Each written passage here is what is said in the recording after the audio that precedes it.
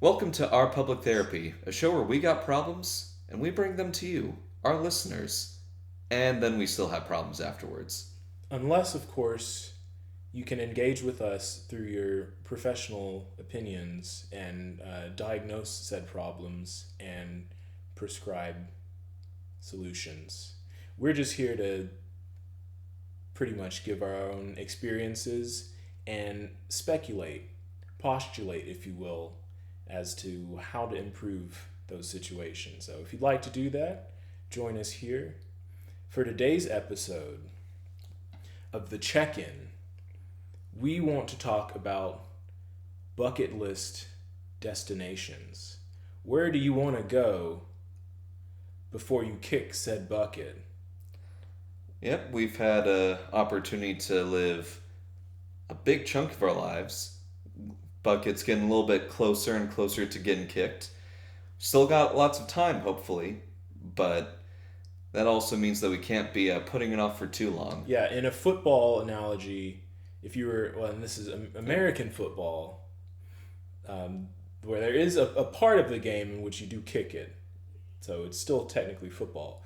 But in that, the kickoff, I think this point in our lives, we're like halfway through that swing. Maybe a little bit less than half. So not about to make contact, but yeah, there's plans that need to be made. So I guess I'll start. Yeah, Somewhere I'd lay it like out. to go that of course I've never been. It's Canada. It's the most accessible far away place. Unless yeah, no, even Mexico is further than Canada from I mean, we're our Midwest, general yeah. location. So we're Midwest, so that does mean Canada's a bit easier to get to. Any specific reason that Canada ranks so highly for you? Um, isn't Niagara Falls there, or is that like border U.S.? That is border U.S., so there is a part of Niagara Falls that you can access from the continental United States. Okay, so that's why I want to see that big waterfall. Ever since I saw the movie Bruce Almighty, I wanted to go there and I don't know, maybe do some of his bits under the waterfall. You know, like he's on a boat and giving his little news snippets, getting soaked in water in like a yellow poncho. Yeah, I don't know, weird bucket list thing, but waterfalls are really cool because it's like, why doesn't it run out? There's so much water falling. You think if you stay there long enough, eventually it would just stop. But I guess that's the problem with scale. Like the amount of water that's falling is just a fraction of the amount of water still away in So the reservoir. do you have the same kind of like mental like block about like why rivers never run out of water? Like it just keeps on pouring, but it keeps on flowing and it never runs out. Yeah. Because I mean, waterfalls are just rivers with the change in elevation. You know, I feel like there's some deep philosophy there that is going over my head. I always thought of waterfalls as this separate phenomenon, but it is just a river. Okay, well, here's a follow-up question Yeah. then. What is an ocean with a change in elevation? Is it also a waterfall? Or is that just not a structure that exists? I mean, I guess the ocean has many changes in elevations because, there are different places where it gets deeper and deeper. Marianas Trench is not going to be the same as, like, 5 feet out from, like, an ocean shore. But So there it's are still going to be consistent at sea level. So then, okay, we're getting off track, but I gotta A little ask bit. this question. Yeah, late. Are there underwater waterfalls? Yes.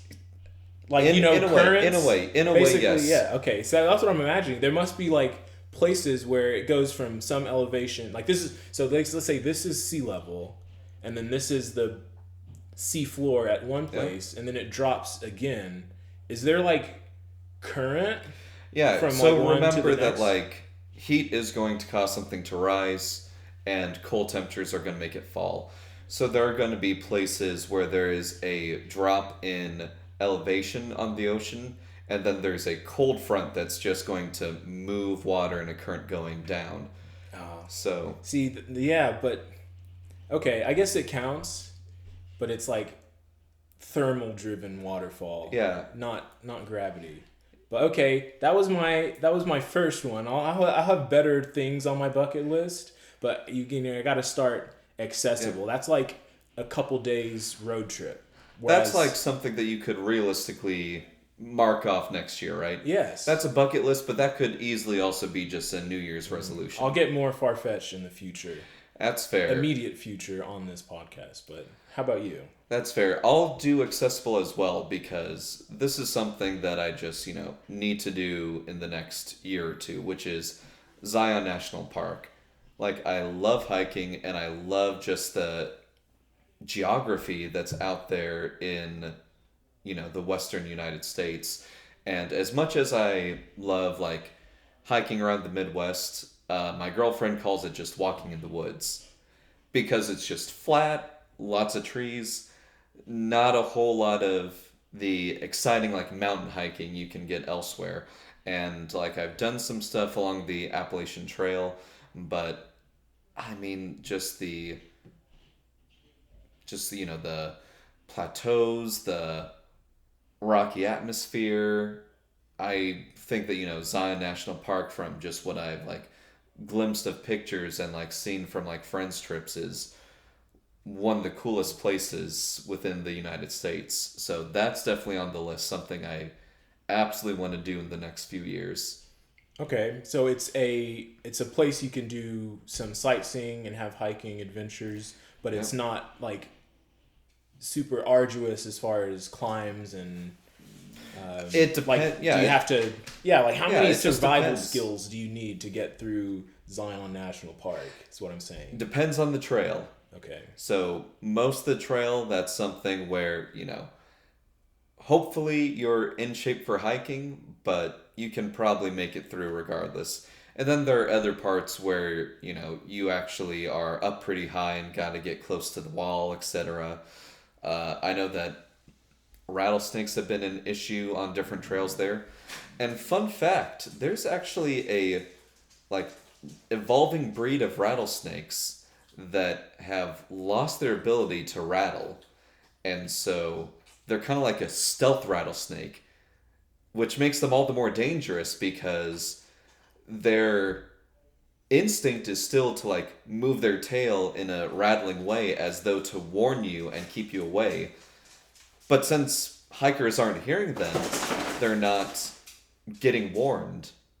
So that makes them all the more likely to attack because instinctually they performed the warning action, and when people still move after that warning, Then they like move into attack mode. all Yeah. bets are off. Okay, I think I've got two things to add about this weird rattlesnake evolution that could be happening All in right. Zion Park and elsewhere.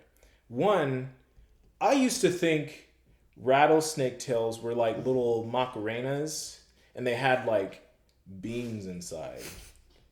I don't know how long I thought this or when I figured out that was not true, but I do remember being very disappointed because it's so much cooler to imagine somehow a mechanism where like the inside of the rattle has like when they're young snakes has like little I don't know chitin spheres, and then as they grow it like falls off. So like a baby rattlesnake, they could shake it but it wouldn't make any noise because Yeah. all those spheres are still attached, and then it falls off, and then you've got a musical instrument. But turns out it's there's like pieces sliding against each other that makes the noise. Yeah, it's more like how my neck can crack. Hopefully, like our mics aren't good enough to pick that up, but I heard it. I don't think Yeah. they did. I used to be able to crack my elbow when I just oh, there's Yeah, one. there you Hey, go. I got that one, and then all the finger ones. If you're a listener who has some sort of bone crack phobia, I'm sorry. We just triggered you. Yeah, the other part of the audience is gonna love the ASMR, so exactly. You I can't think it please balances out. can't please everyone.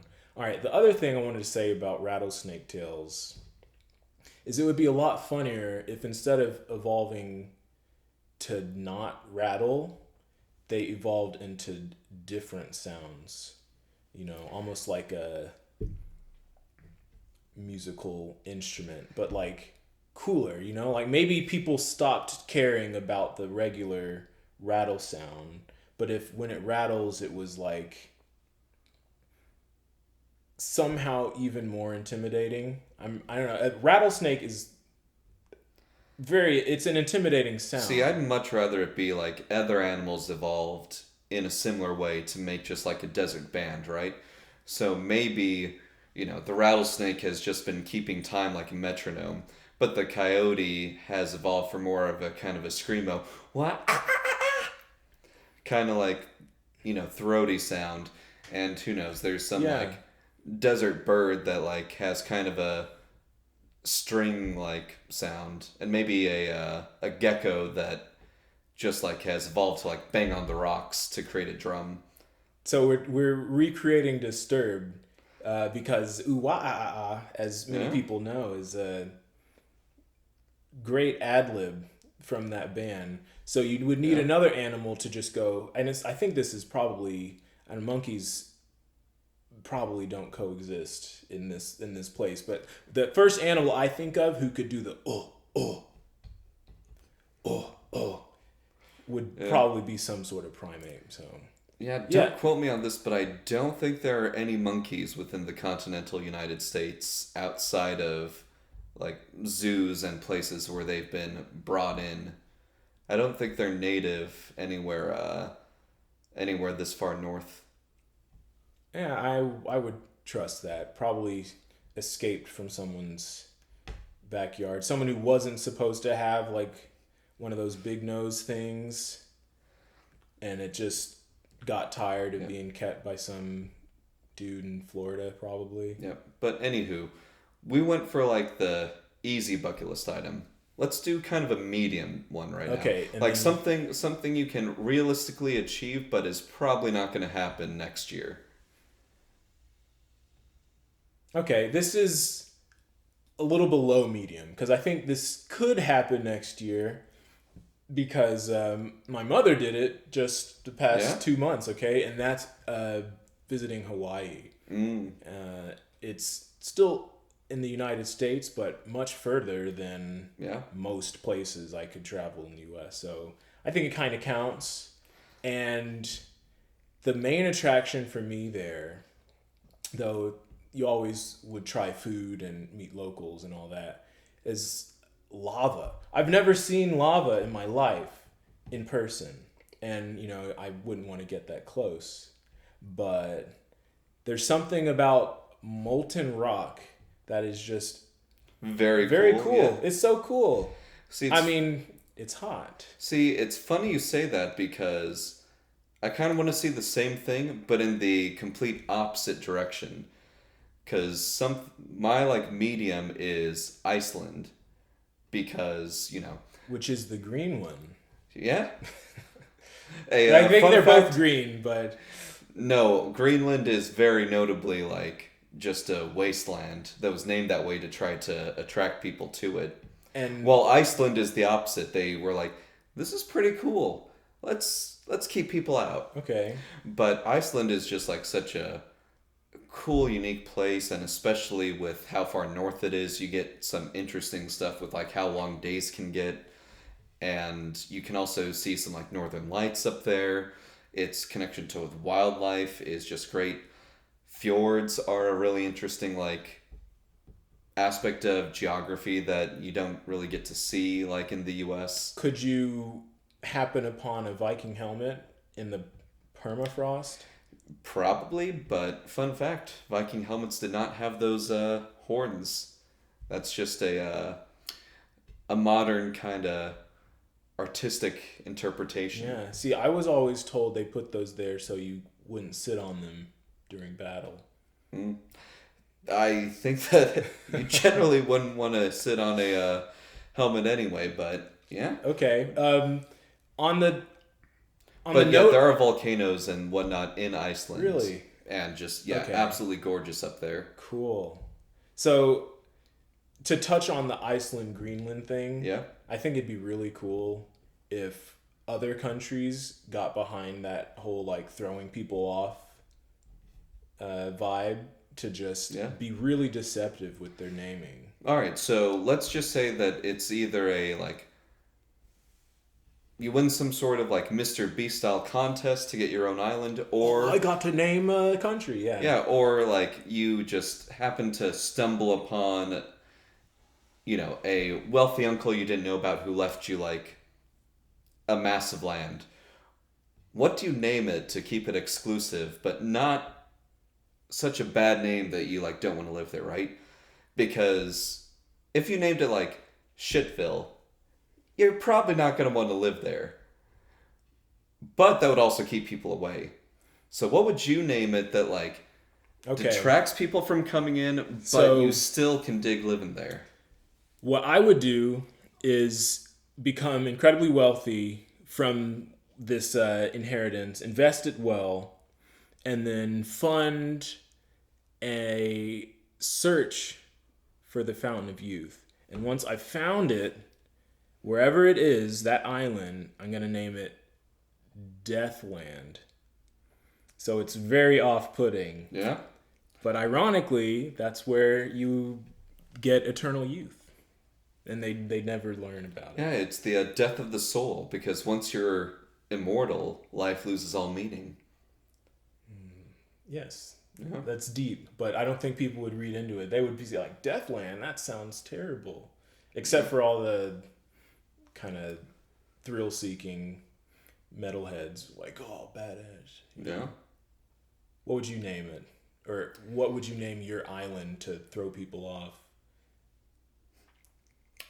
I would probably name it something like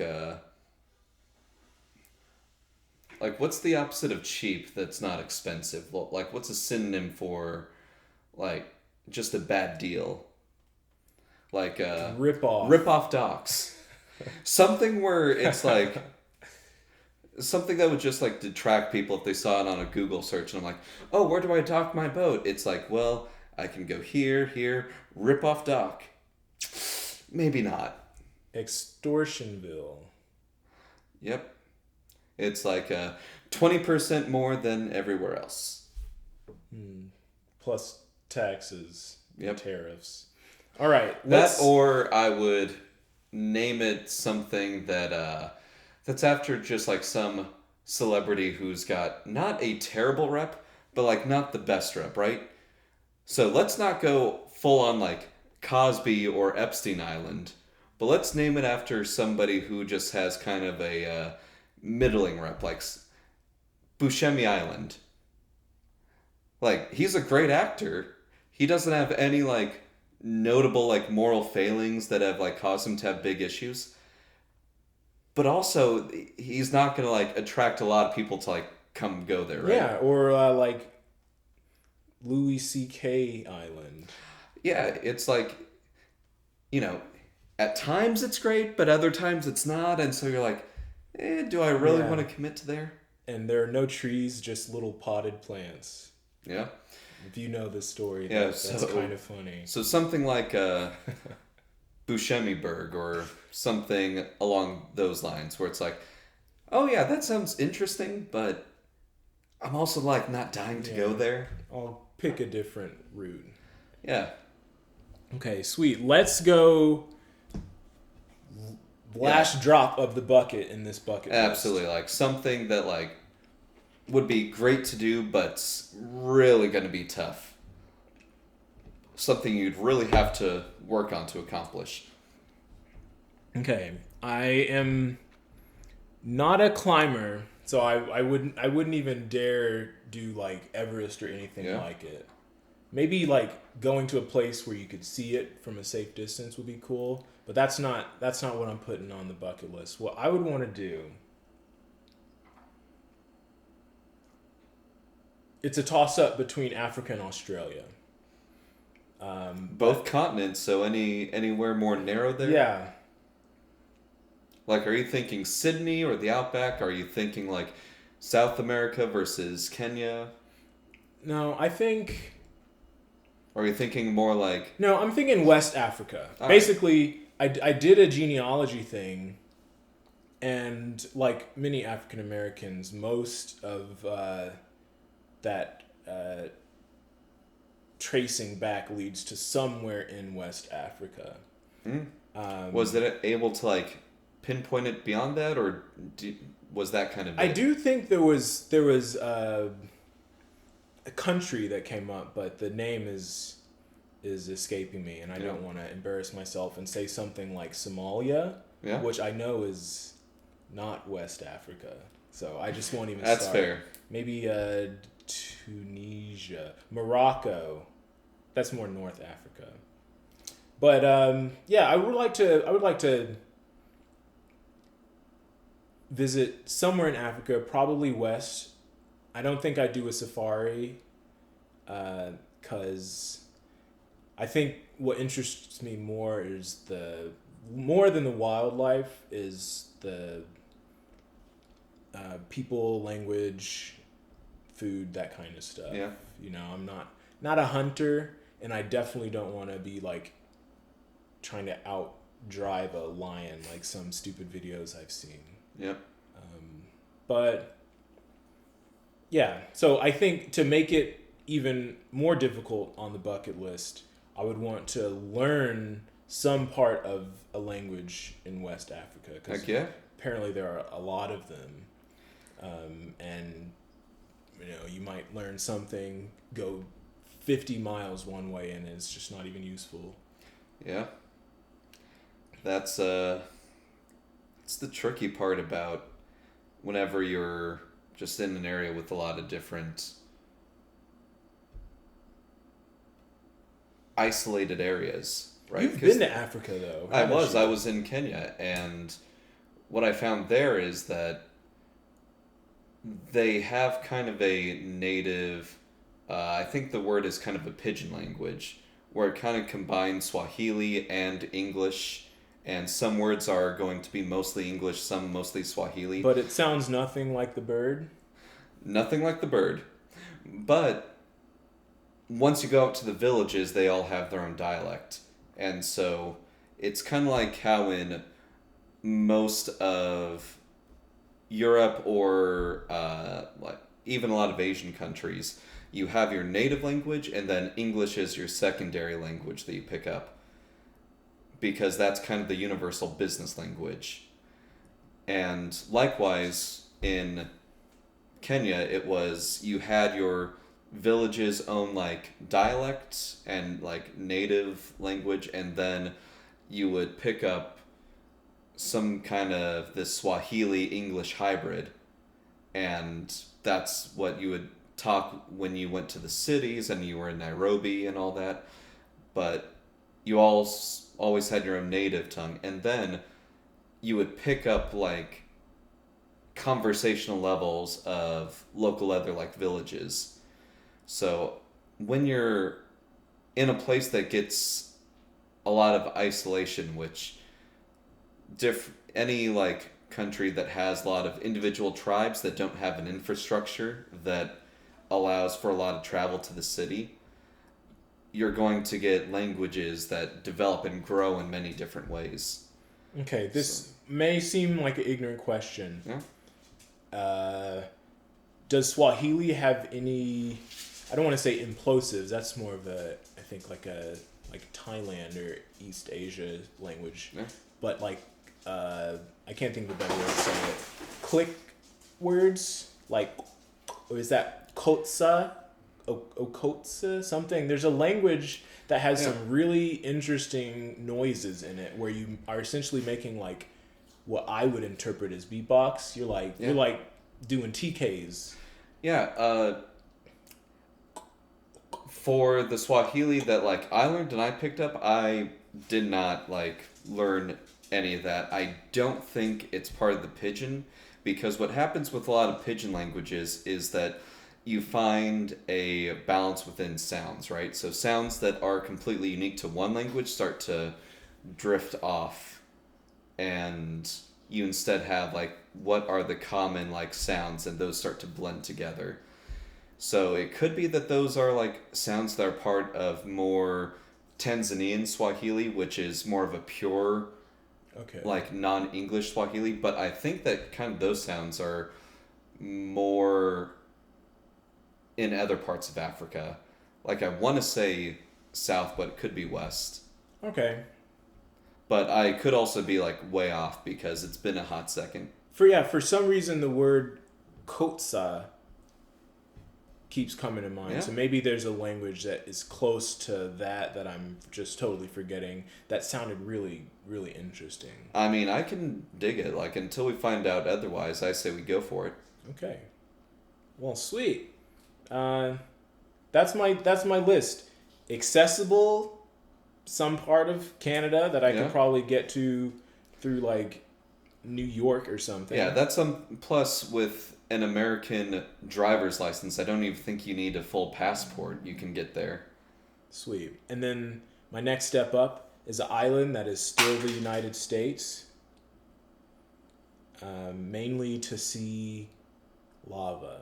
That's the main part of my bucket list. I wanna see lava, and if I'm allowed to, throw something into it. Cause who wouldn't enjoy that? Just you bring your favorite action figure or something. Who's like, I've had this for years. Oh, you're gonna destroy something. I mean, it's So, lava. I know. It wouldn't even. It I know. wouldn't That's even, why you got to do something that has a little bit of like, catharsis when you destroy it. It's like, imagine this: you go to Hawaii after like just a nasty breakup, and you throw in an effigy from your ex. It's like, this is the mixed CD she gave me. All right. That yeah. would be satisfying. Yeah, I'm not holding on to these panties anymore. And then all the locals are like, My gosh, what's that smell? And then Yeah. somebody's like, bro, you did the right thing. That was rank. yeah, the best disinfectant, Yeah. lava. For both your germs and a broken heart. Right. And then my last one, Africa, because I've never been. I'm not immediately tied to it, but I guess you've got some historical ties that maybe you get that feeling that billionaires get when they go up in space and they're like, whoa, the whole planet. Yeah. Maybe I go out there and I'm like, whoa, someone who used to be, or someone who's related to me Yeah. came from like, a few miles that way. Heck yeah. It'd be fun. And depending on where that ends up being, like, it could be something that's, completely changed and modernized, or it could be some place that looks and has, like, kept a culture almost the same for a few hundred years. Because some villages have just kind of kept traditions going for that long, so just kind of depends on where they end up being from. Yeah. And so I'll revise. I didn't do the genealogy. Yeah. I did the cheap way, which is just looking at both of my parents. Yeah. Right? You don't need to pay for it. Yeah? Just make sure both of your parents do it, and then read theirs, and you get the picture. That's what I did. Yeah, very true. I don't know, for my big one, this is something that will probably never happen because I would essentially need to win one of these super lotteries, but I want to go to space so badly, man. Ooh, you've been Just- thinking outside the box. I've been thinking... I was all terrestrial. Because, yeah, here's the thing. What's a more realistic but hard thing to do is, like, I would love to nerd out and do, like, the whole New Zealand, hike the Lord of the Rings, like, kind of trail, because you get pretty much every geography the world has to offer in New Zealand. It's crazy there. You get a set goal to accomplish where you go from point A to point B. You have a set period of time when you're just experiencing it. That sounds incredible. But I'd sacrifice that in a heartbeat to go into space. I think it's such a cool thing and almost like a spiritual experience that I can think of few things that would be more just humbling than being in space. So, That's why I mentioned that there's some effect apparently uh, in seeing the entire planet at one time that just changes our perspectives. And yeah, it's very costly. Couple, absolutely. probably $100,000 per kilo or something like that. From a show I watched once, it was like $10,000 for one orange. So, Oh my God! So you can't bring any fruit with you. yeah, or you got to pay out the wazoo for whatever you do, but that's that's top of the bucket list. What will probably be my actual hard one is something like New Zealand. But yeah, that's what I got. Okay. Now, as a check-in, I think this is good because it gives you goals and you're confronting the finitude of human life. You're like, Yeah. I'm not going to live forever. What do I want to do? And that's healthy, all right? If you expect to live forever, then you'll never try anything cuz you got all the time in the world. Yeah. So, that's a little light check-in, just thinking of places we'd like to go in the future that we haven't been. And if you like this kind of content, continue to check in. We post every other Monday on YouTube and Spotify. So, thank you for being here. And until next time, thanks for watching.